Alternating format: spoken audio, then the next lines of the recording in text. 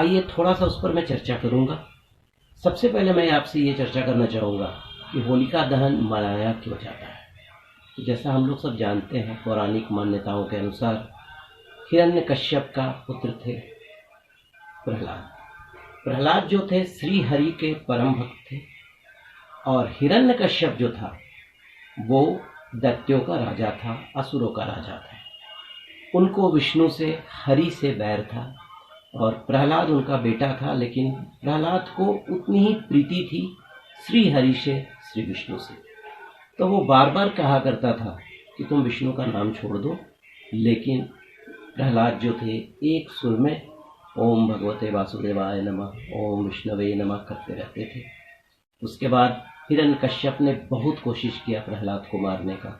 ऊंचे पर्वत से ढकेल दिया, समुद्र में डाल दिया, इधर उधर जो करना था कर लिया। वो पाल बाका भी नहीं कर पाया प्रहलाद का।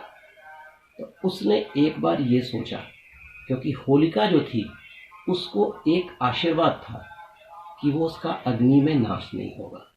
जिस तरह हिरण्यकश्यप को आशीर्वाद था कि न आकाश में, न पाताल में, न पूरब में, न पश्चिम में, न उत्तर में, न दक्षिण में उनकी मृत्यु नहीं होगी, उसी तरह होलिका को भी एक आशीर्वाद था कि अग्नि में उनका कोई भी शमन नहीं होगा, अग्नि में उनका नाश नहीं होगा। तो अंत में हिरण्यकश्यप ने होलिका से कहा कि तुम प्रहलाद को लेकर अग्नि के ज्वाला में बैठो, प्रहलाद उसमें भस्म हो जाए। होलिका कथानुसार, जो मतलब ये हिरण्यकश्यप के कहे अनुसार प्रहलाद को लेकर बैठी, लेकिन फिर क्या हुआ आप तो जानती ही हैं। होलिका जल गई, प्रहलाद साक्षात निकल कर आ गए। तो दोस्तों, ये मैं कहना चाहूँगा कि ये जो होलिका दहन होता है, होलिका दहन में अगर आपके घर में बहुत सारी परेशानियां हैं, आपके जन्म पत्री में बहुत सारे दोष हैं, आप होलिका दहन में, मैं कुछ आज उपाय आपसे चर्चा करूँगा, कुछ प्रकाश डालूँगा, आप उसको कीजिए। मुझे लगता है कि आपके सारे परेशानियों का हल हो जाएगा। तो सबसे पहले मैं आपसे चर्चा करूँगा कि ये जो होली का त्यौहार है, जो उस पंचांग के अनुसार जो एक टाइम क्या है, कैसे है। देखिए, इस बार पंचांग के अनुसार होली का त्यौहार फाल्गुन मास की पूर्णिमा तिथि को मनाया जाता है, ये हम लोग सब जानते हैं। और इस वर्ष ये जो तिथि है 28 मार्च 2021 को पड़ रही है, और उस दिन रविवार रहेगा, और रविवार को उत्तरा फाल्गुनी नक्षत्र रहेगा 5:38 शाम तक। और उत्तरा फाल्गुनी नक्षत्र का जो स्वामी होते हैं वो सूर्य होते हैं। तो इस बार मेष राशि वाले के लिए, सिंह राशि वाले के लिए, धनु राशि वाले के लिए ये होली का जो त्यौहार और पर्व है वो विशेष हो जाएगा, अगर जो मैं क्रिया आगे बताऊंगा अगर आप उसको करते हैं तो। दूसरा, जो मैंने आपसे कहा 5:38 तक उत्तरा फाल्गुनी नक्षत्र होगा, फिर 5:39 शाम से हस्ता नक्षत्र चल जाएंगे, जिनके स्वामी चंद्रमा होते हैं।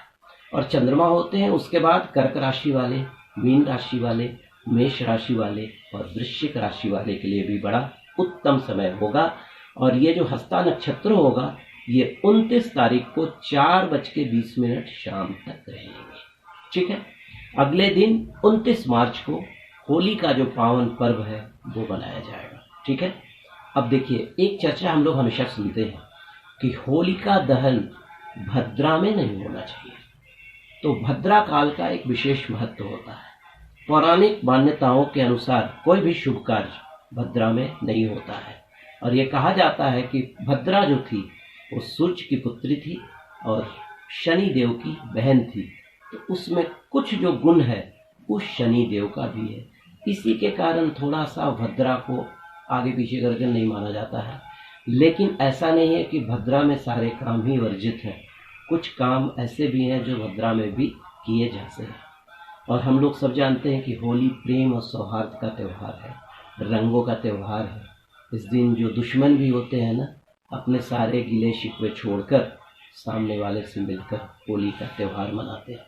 ठीक है, मान्यता है कि अगर होलिका दहन के दिन आपने सारे उपायों को कर लिया तो आप जन्मपत्री के अनेक दोषों का और आपके अनेक प्रकार की बाधाओं का दोष दूर हो सकता है। और इस बार जो होलिका दहन होगा उसमें भद्रकाल नहीं पड़ रहा है। पंचांग के अनुसार 28 मार्च को जो भद्रकाल है वो 1:54 दोपहर तक ही रहेगा।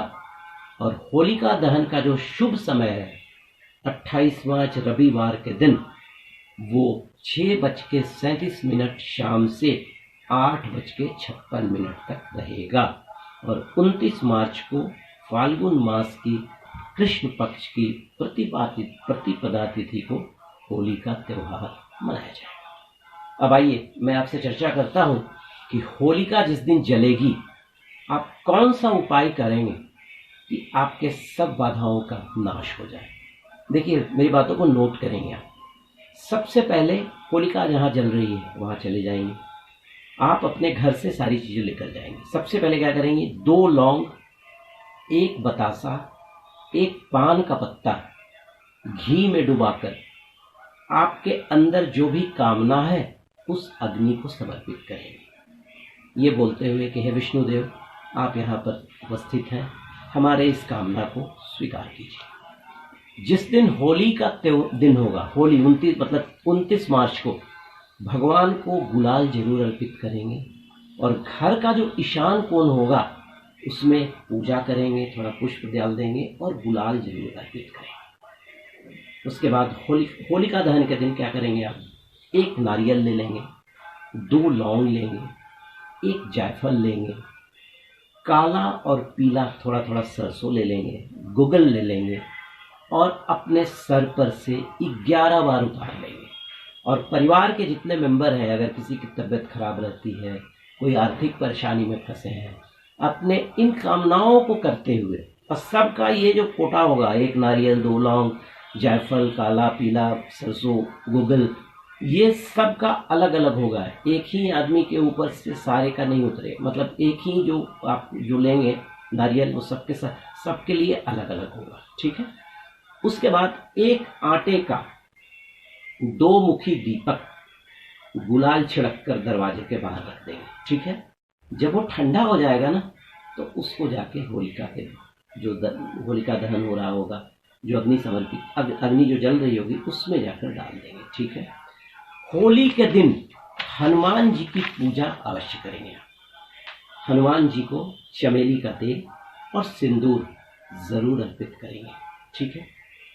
होलिका जिस दिन हो रही है रात्रि में होलिका जलते हुए 1 घी का दीपक और 5 कपूर जलाएं और अपनी कामना करते हुए उस होलिका का जो है 11 परिक्रमा करें। आप करके देखें, आपके सारे कष्टों का निवारण हो जाए। और सबसे अंत में जो मैं आपसे बात करूंगा, होलिका के राख, जब होलिका दहन हो जाए, होली का जो राख होता है उसको घर में लेकर आइए, उसको घर के हर कोने में छीट दीजिए। अगर किसी की तबीयत खराब है उसके सिरहाने भी रख दीजिए। उसके अलावा आपकी गाड़ी है उसमें थोड़ा सा एक पाउच में करके रख लीजिए, अपने बाइक में रख लीजिए। आपका जो कोई अगर प्रतिष्ठान है उसमें भी थोड़ा सा करके रख लीजिए। अगर आपके किसी बच्चे को या छोटे बच्चे को, या कुछ लोग ऐसे होते हैं जिन्हें बार बार नज़र लग जाती है, उसको एक ताबीज में डालकर काले धागे में बांधकर आप धारण करें, आप चमत्कार देखेंगे। होली के दिन जो आप राख लेकर आएंगे होलिका दहन का, सब लोग उस होली के राख को अपने शरीर पर से लगाते हुए, मतलब रगड़ कर नहाएंगे, उससे 9 ग्रह की शांति हो जाएगी, आपके सारे ग्रहों की दोषों की शांति हो जाएगी। हाँ, होली के दिन भगवान शिव की पूजा करना बिल्कुल नहीं भूलेंगे आप। हनुमान जी की, भगवान शिव की पूजा करें, ये होली आपके लिए विशेष हो जाएगा, ठीक है। अब आइए आपको मैं बताता हूँ, जैसे आपके घर में या आपकी कुंडली में कोई ग्रह दोष ऐसा हो जिसका आप निराकरण नहीं कर पा रहे हैं, तो आप क्या करेंगे, थोड़ा सा चना का दाल, थोड़ा मसूर का दाल, थोड़ा सा चावल, थोड़ा मूंग का दाल, थोड़ा काला उड़द, थोड़ा काला तिल और थोड़ा सा उजला तिल और 5 कपूर एक उजला कपड़ा में बांधकर अपने सर पर से उतार करके उस अग्नि को समर्पित कर देंगे। आप देखेंगे कि आपके 9 ग्रहों की शांति होगी। और जहाँ पर होलिका दहन हो रहा है वहाँ पर बैठकर भगवान विष्णु की आराधना करें। आपके सारे मनोरथ और कार्य पूरे हो जाएंगे। आइए कुछ और भी चर्चा करता हूँ। एक पूजा की दुकान में आपको मिल जाएगा गोमती चक्र। अगर आपको लगता है कि आपके कोई काम रुक गए हैं, आप 11 गोमती चक्र ले आइए। उस गोमती चक्र को अपने हाथ में इस तरह से रखिए, अपनी कामना को मानिए। अपनी कामना को मानते हुए ये बोलते हुए विष्णु भगवान से आग्रह कीजिए, भगवान मेरे ऊपर जो भी कष्ट है, जो भी प्रॉब्लम्स है, उनको दूर करो। और इतना कर कर 11 परिक्रमा आप उस होलिका का कर लेंगे जहाँ पर होलिका दहन हो रहा है।